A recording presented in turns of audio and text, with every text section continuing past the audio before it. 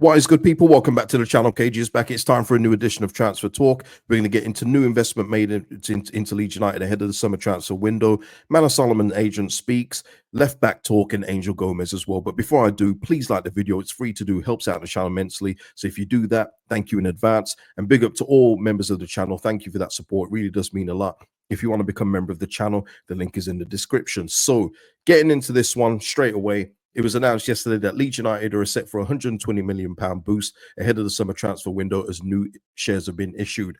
And I'm just going to go into a summary of this article. If you want the full detail breakdown and everything else, I suggest you read that. That has the full explanation. I'm just going to give you a quick summary here. It's full of bugs, so I can't get it up on screen, so bear with me. Leeds United are to inject up to £120 million into the club via a new share issue by the owners, the 49er Enterprises, with the money set to be spent on both part of the Ellen Road redevelopment and the summer transfer budget. This move was made after owners reached out to shareholders after promotion was sealed last month. Some of those club shareholders declined to participate, but a target of 120 million was reached through the commitment of other shareholders in the club, enabling us to progress with summer recruitment that can aid our chance of becoming a mainstay in the Premier League, as well as get the ball rolling with the 53,000 Ellen Road redevelopment. And just lastly on this, it's a well-trodden path for football club owners, with clubs such as Villa, Chelsea, Forest having made such moves this past season. Due to Leeds having spent the last two seasons in the Championship, the club will be permitted to lose just 61 million for 24-25. We're looking at the rolling 3-year cycle that the Premier League's profit and sustainability rules have in place. So again, from the 49ers Enterprises, just great news. Just more good news ahead of the window. We know this is going to be a critical window. We need strengthening in almost every position, So it's vitally important that we get this done. For me, the problem never was before about spending money. We spent money before, but we just spent it very poorly. I trust the 49ers to do a much better job.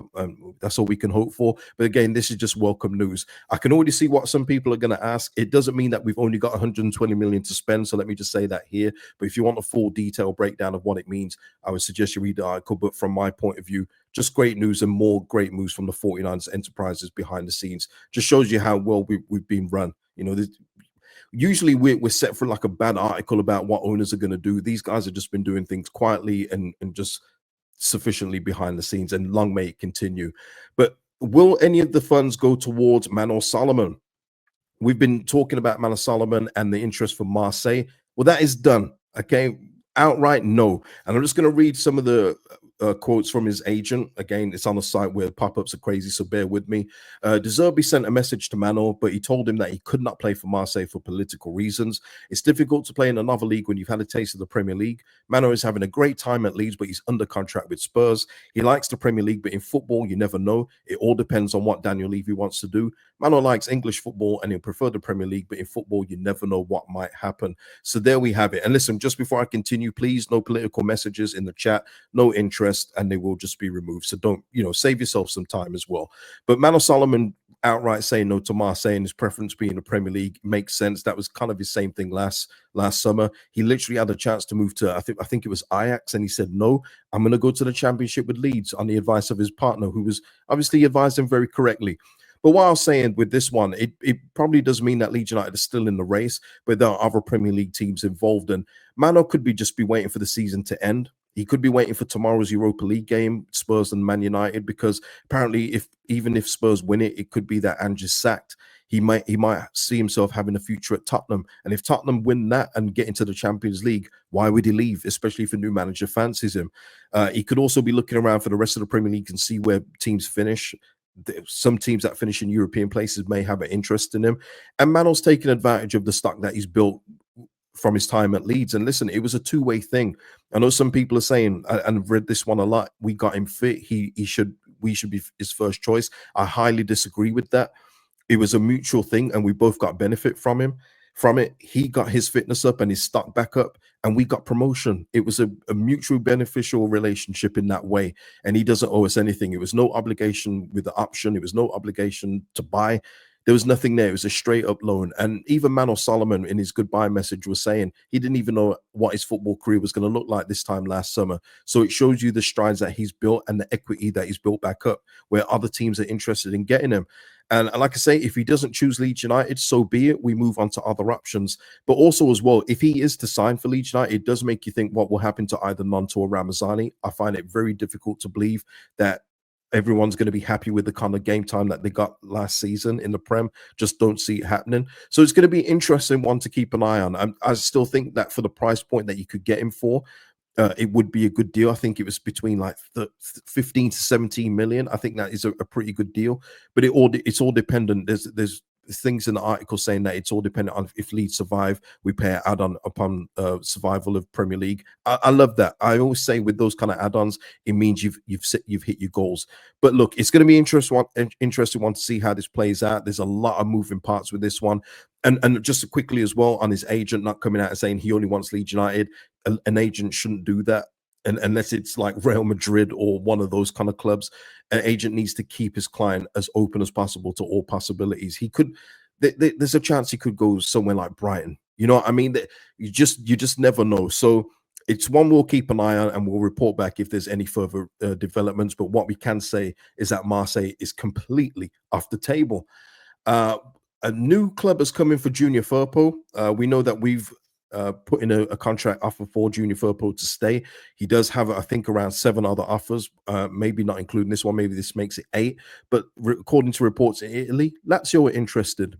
Lazio want to take Junior Firpo on a free, as they see him as a perfect fit for them in Serie A. So it's going to be interesting with Junior to see what he actually does and what decision he makes. I'm interested to see.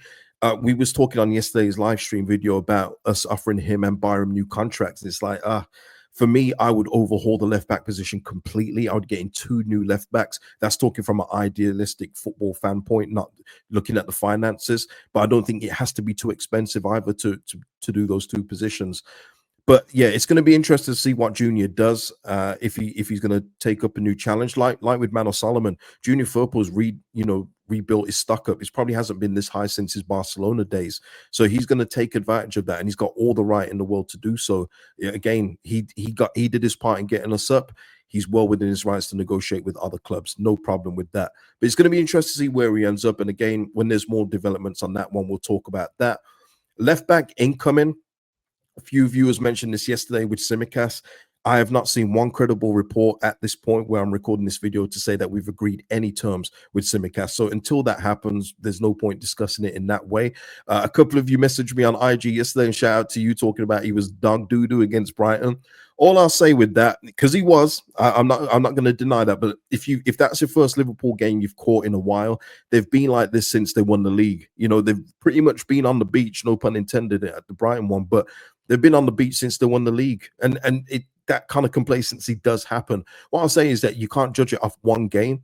When we played Millwall in the Cup, every player apart from Nanto and Sam Chambers looked terrible, including Ramazani. So it's tough to judge it off one game. But all I'll say for myself as well, and I have to make this clear, I'm not married to Tsimikas. Like, we've been linked with him, but I don't think he's the only left back that we should be going out for. Absolutely not. For me, it all has to make sense. The deal and everything else, the playing style that we'll implement with him in the team, it all has to make sense. So for me, Tsimikas is an option still.